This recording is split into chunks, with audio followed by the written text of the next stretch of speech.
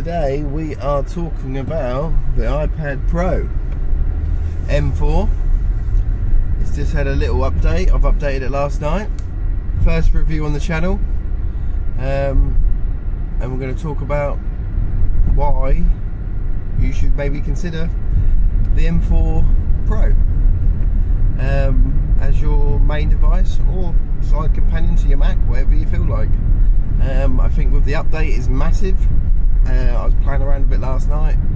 The multitasking is so much better than it used to be, just like two screens put together. Now you can have four. You can multitask up to, I think it's, I don't know, like 6 or 7 maybe. Have different tabs that open each time. But in general, you know, I picked the M4 iPad because I wanted something small, sleek and portable. New design at 5.5mm, I think it is. Like, you take it off the Magic Keyboard, which I have, and I have the Apple Pencil Pro, but we'll get to those in a little bit. But it's like a pane of glass carrying around. It's an amazing bit of technology, really, and the screen is the new tandem OLED. But everyone knows what OLED is. You know, I mean, it's the best screen, well, pretty much the best screen you can get. But I use it for video editing and planning out all these YouTube videos which are to come. This is a solo venture, just me on my Todd, which I quite like because it's, you know, I'm sure of all the dads out there and all the single dads, or all the single people who are not dads, everyone likes to have peace and quiet. And yeah, this is my little outlet, relaxation. I find it quite therapeutic to talk to camera. I don't know if I'm very good at it, but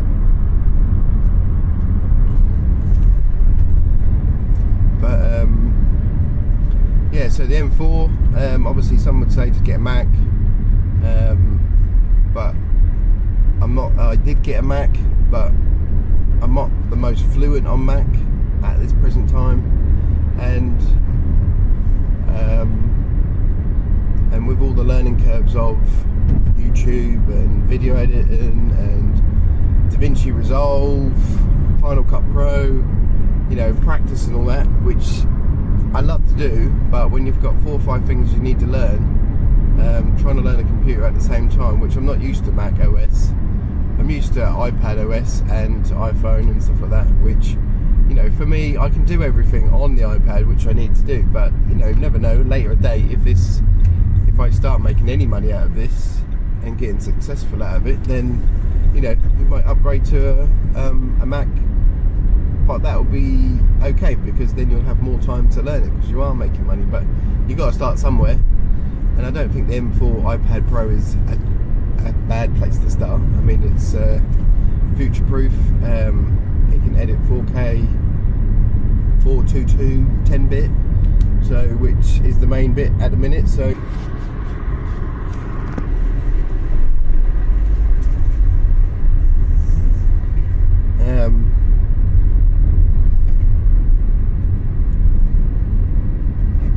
yeah, I don't think it's a bad place to start off from. You know, the pros of the iPad is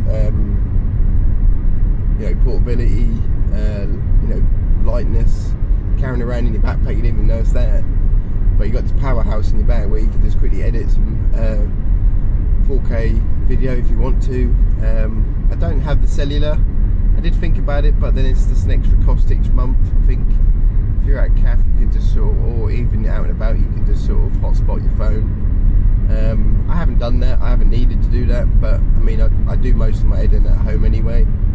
So, but that could be an option. I would say that could be quite good if I was successful, and obviously you're doing it all the time, then that would be quite useful, because then you can go out and edit wherever you want it to go. But obviously at the time I'm going to work every day, and obviously I don't edit at work. So, you know, to save a little bit of money, I mean, maybe something in the future, but see how it goes. I think that's a small minor thing. Most people would probably just get the Wi-Fi version. Plus I had the Apple Watch Ultra, which I just sold recently because I went to Garmin because I wanted better battery life. It was a bit pointless, you know. Plus I got the cellular version of that. I had that for I don't know, a couple of months and turned it off because that was a waste of money. All these things you think you need and you actually don't need. But going back to the iPad, obviously, like I said before, I've got the iPad with the Magic Keyboard. I think it's a must, pretty much. You can get third parties. I haven't tested them, so I can't really beat on them too much. But I mean, like the Magic Keyboard itself, the Apple version is amazing. I mean, it works so well. Plus, you've got all the upgrades this year with like the aluminium frame. The keys themselves are very nice, tactile, sound good.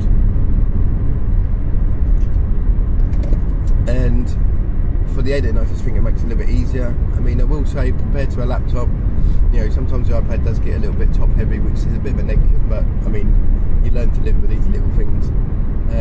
Obviously, there is an update come out Monday.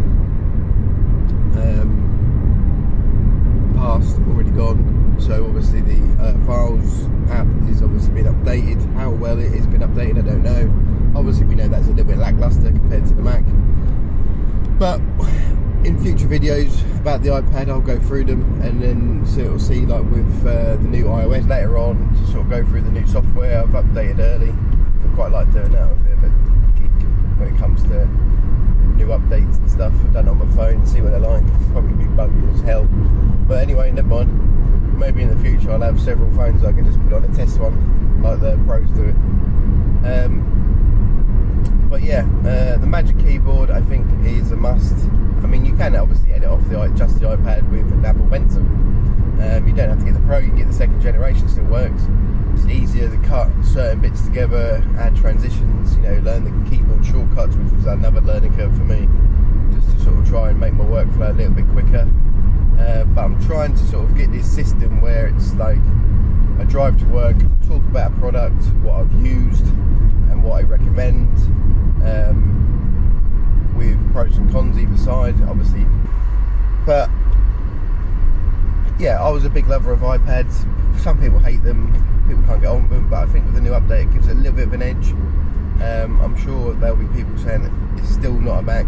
Well, that's the whole point, because otherwise Apple would lose sales on their Macs, because everybody probably wants a touch interface. But yeah, productivity wise, I think it's you know, with Apple Notes integration, you know, you got ChatGPT now. You know, I just think it's a little powerhouse. I mean, it is expensive. That is the biggest con. I think they've well overpriced it, and I don't know why they overpriced it so much. Because I think the iPad itself could be, I don't know why the iPad's more than a phone. Realistically, it doesn't really make sense. It doesn't make phone calls. It's just, you know, I know you got more materials, but you know, it's a bit of a, no, I think, yeah, it's a bit of a naughty one really. But it is Apple. Apple's very good for doing naughty stuff. But we still somehow buy their products because obviously they work and they intertwine with each other so well, you know. And you know, to get started, you don't have to have the M4. You can get an older model. You know, like the update's gone back to the A16 chip. You know, you can get an old Pro, which, you know, you can pick up a half decent price probably these days. Plus you get an extra camera. For some reason this year they took away a camera. Don't know why. But then again, not many people use their iPads use their cameras on their iPads apart from documents and scans or whatever. Maybe that was the reason. But if you're thinking about what should I edit on, you know, what's to simplify my workflow, if you're, I mean, the MacBook Air M4, M3, all the Airs are pretty good as long as I've got an M chip. I had the MacBook Air M1, that was good. To be fair, I was in a different stage of my YouTube bit. I was getting frustrated with using a Mac because like I wasn't as good at it, and the time wise, and it's got a bit frustrating and disheartening. So I decided to bite the bullet and buy an iPad, sell my Mac, and just do that. That worked for me quite well. I'm happy with my decision. Like I say, maybe in the future if I need something a bit more powerful, then I'll upgrade to a Mac maybe, or just get a Mac and have the iPad next to it. I think that's one of the standouts is the performance. No one can say like the M4 chip is bad. Any final thoughts? If you're looking for something which is portable, easy to use, something to get you started, either the M4 iPad or even just an older iPad. Like, you just go towards your budget, don't stretch yourself and get in trouble. But you know, if you have the money, go for the M4. I don't think you'll don't rush out to get a pencil unless you're really big into drawing and note taking. If you're a student, like, get the pencil.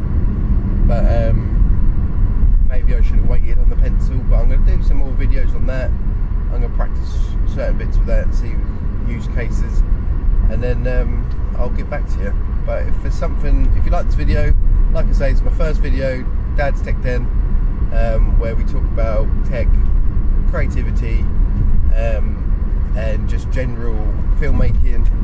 And like I say, I'm all self-taught. I don't have a background of filmmaking at all. I just love doing it. You know, obviously the YouTube has gotten big, so I found an interest in that, and I can't put it down. So if that's something you like, subscribe, like this video, get the algorithm going, and let's start this journey together. Video number 2 will be out soon, and we'll go from there. See you in the next one. Peace.